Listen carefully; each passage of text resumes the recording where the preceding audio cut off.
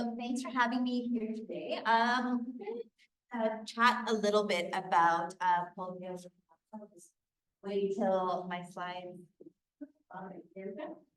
So for those of you that, before I start actually, I should acknowledge that this work that I'm sharing today is collaborative from a variety of different colleagues, both in Toronto and Sick Kids, and also colleagues in Karachi and Pakistan. So I want to acknowledge that when I'm sharing this, it's a part of a group effort, not work that I've done. So for those of you that may not be as familiar with the polio context, Pakistan is one of two countries globally where polio continues pandemic. The other country being Afghanistan, and polio eradication efforts in Pakistan and Afghanistan are both very closely linked. And the polio eradication efforts really started off in 1988. That's when the Global Polio Eradication Initiative was created. And in Pakistan, the initiative really took off in 1994. And since then, there have been several different iterations of polio eradication efforts. And there's been a lot of funding and focus and resources put into eradicating polio in Pakistan. And there has been progress with respect to dropping the amount of polio cases.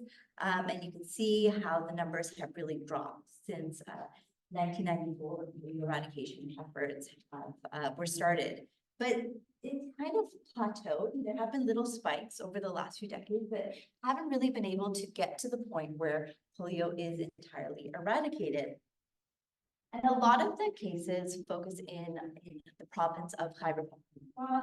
Geographically, that is a province that borders Afghanistan.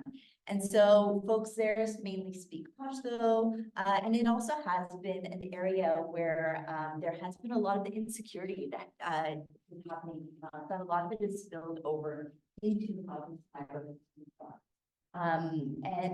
Ethnically, the Pashtun population is the same population that lives in Pakistan, and that border is kind of like an arbitrary border that was created by the British. So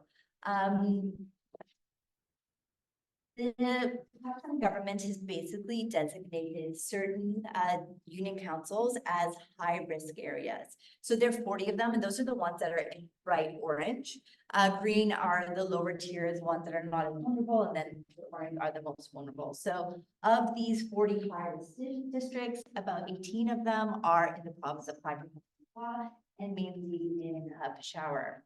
And 8 of them are in Karachi, in Sindh, and the rest of them are Ataullahjan. So those are really considered the high risk areas where there are really poor reservoirs of polio.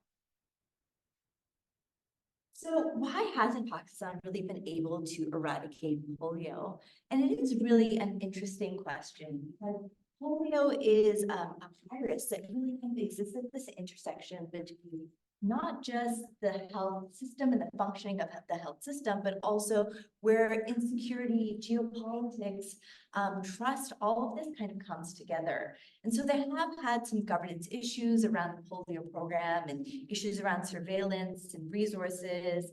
But there's also been a fair amount of insecurity and vaccine hesitancy that has made a difference. And I'm going to chat a little bit about what this insecurity actually looks like. So there have been focused attacks on health workers in Pakistan who are providing polio services, and so folks that are providing vaccination. And the politicization of the program was really heightened in 2011. And that is when there was this campaign, the fake vaccination drive, that was used to capture Osama bin Laden. And although there were concerns around the polio vaccines and the motives of polio vaccination before that, when this polio vaccination campaign was used to capture Osama bin Laden, what it did was really confirm the fears of many folks. And it really just verified for them that they should not be trusting these polio programs. There have also been a lot of rumors and around the health implications of polio vaccines. So related to concerns around infertility, concerns around what are the ingredients in the vaccine itself. Now, the majority of the refusers in Pakistan, as I mentioned, a lot of it's in the province of Khyber Pakhtunkhwa, so the majority of them are actually Pashto speaking. But I want to bring your attention to this graph over here, this image on socioeconomic status. And you'll notice that a lot of the individuals that are refusing polio vaccination also live in areas where they experience high deprivation. Now, what we are currently seeing with respect to polio in Pakistan is we're seeing a fair amount of boycotts of polio vaccination. And since January 2023, so just over a year, there have been over 200 of these boycotts. Now, this is not too new. Some of the earlier boycotts happened in the early 2010s, and mainly in Waziristan, which is a part of which has now been merged with Khyber Pakhtunkhwa, but sort of the tribal areas. And that, those protests were in response to power and lack of electricity and power. And what you're seeing in Khyber Pakhtunkhwa is that folks are boycotting with concerns related to jobs, related to lack of healthcare and other necessities and resources, and some even related to things around land disputes and lack of mobile phone networks.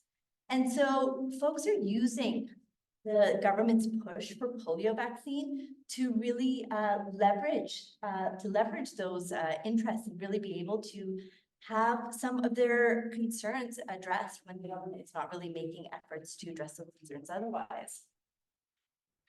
To further complicate the context of polio, there has also been imposition of different sections of the criminal code and the penal code to which has allowed the government to take action against parents who are refusing to vaccinate their children during polio campaigns.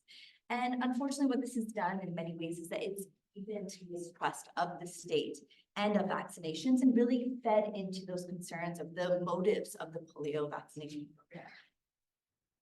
So I'm going to just share a little bit of some of the work that I've done there and some qualitative research that I did in Karachi in 2019.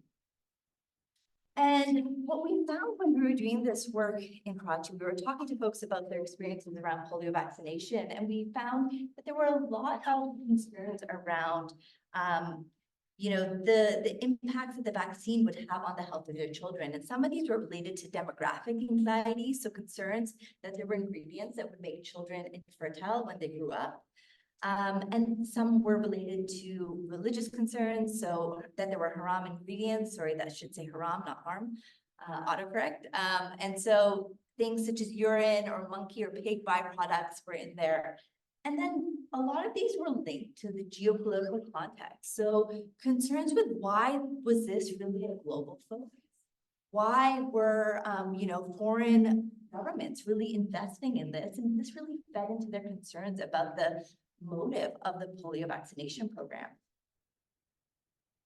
And so some of the concerns were also fed by basically fake videos that went around. One of the notorious ones was this video that was filmed in Peshawar, where it shows children getting oral polio drops and then fainting.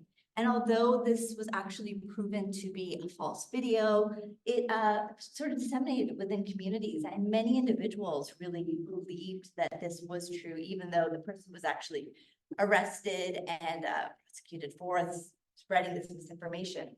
This is a quote from one of my respondents, and it says, "Yes, I think it was in Peshawar where the children got sick." Ari says, "Yes, yes." Some say it's a lie, some say it's the truth, but it must be the truth. The really belief in these videos. And there was this question of why polio. Respondents really identified this question of why are we putting money into polio? And I show this picture here because this was outside of one of the places where we did a focus group discussion, and I want to bring your attention to all of the garbage that is surrounding that area. And this sign actually is encouraging you to vaccinate your children. So that juxtaposition of this is the reality of, the lack of sanitation facilities that they grapple with on their day-to-day, but at the same time being finding this like push to really vaccinate their children. And so as one of my respondents said, the biggest problem is that they spend millions and billions of rupees, and the other illnesses that we are struck by, no one asks us about. So this really was aligned with their own needs.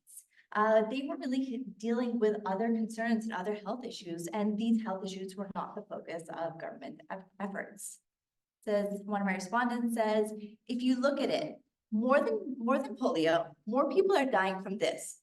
The RA says from hepatitis, from hepatitis, because a poor person, they can't do a test. Why? Because everything is so expensive. So overwhelmingly, respondents really asked why the government was prioritizing polio over other health conditions. And many felt really fatigued by these polio campaigns. Polio campaigns happened at quite a frequent level. And many respondents felt that they were just coming again and again, and they were really irritated with it. And this also translated with how health workers were then received by the community. So one of the respondents says, God save us from these polio workers. Or he says, why? He says, they come by 10 times a day. So police intervention had also really added to their concerns around why polio, and really forwarded that question. And so these coercive instances of polio vaccination were described by respondents. And although some did actually vaccinate their children out of fear of the police, in the long term, all this did was then cultivate stronger resistance and opposition to vaccines. So community leader said, the people there that go to give polio vaccinations, they threaten, if you don't vaccinate, if your child is sick or whatever it is, then we will bring the police. Meaning out of fear, they vaccinate the child. Then the second time when they go, the men will say, bring police, do whatever you want to. We will not vaccinate our children. And health workers really, as the face of the polio program, really had to deal with this mistrust. So many of them had to grapple with the fact that they were considered to be the face of the polio program. And so they were held responsible by the community for any negative outcomes that individuals experience as a result of the vaccine. And this is one of the respondents said, my son said then, if this child dies, you are responsible. So what we found in our field site was that integrated health services, and these are more holistic health services that were not just focused on polio vaccines, and were providing care to mothers and children more holistically, were able to respond to some of the concerns that community members were sharing about this focus on polio. And as we know in Pakistan, for many families, polio vaccine may be the only time that they actually fund health services. So these integrated services really help to not only change their response to health workers, is not just seeing them as pushing polio vaccines, but also to see them as really caring about their communities, and then also starting to increase their receptivity to hear some of that polio messaging. And this is a quote from a health worker about some of these integrated health services. And they say, when we conduct various activities and such, like if it's injections, giving medications, then the community doesn't say you are only here for polio work. You are only here for polio work. So this has a positive impact that yes, there are facilities being provided. So I'm going to just stop there, and this is a larger project, so I could chat about it for ages, and I'm happy to afterwards or in between if anyone does want to chat further. But I want to share these few takeaways from what we can learn about polio vaccine and the response to polio vaccine in Pakistan. And the first is really the importance of understanding the nature of resistance to a health intervention. When we are talking about a specific health intervention, oftentimes there is a specific cultural and historical context within which that intervention is being delivered. And it's important that we understand that larger context, and in the context of polio, understanding the underlying deprivation and underdevelopment that has happened in specific regions of the country, and how that and geopolitics may actually influence the receptivity of communities. It's also important to interrogate the utility of police involvement, and this has been very controversial in the Pakistani context, and how it does feed into, especially the targeting that certain ethnic groups do feel by the Pakistani state, which we didn't have time to chat about today, maybe at another time. And also to ask us questions about how more holistic services can increase the security for health workers. As I mentioned early in the talk, health workers have been targeted when delivering polio vaccines. How can more holistic services really address that? And how can they really start to build and foster community trust? And I will stop right there and thank you all for your time.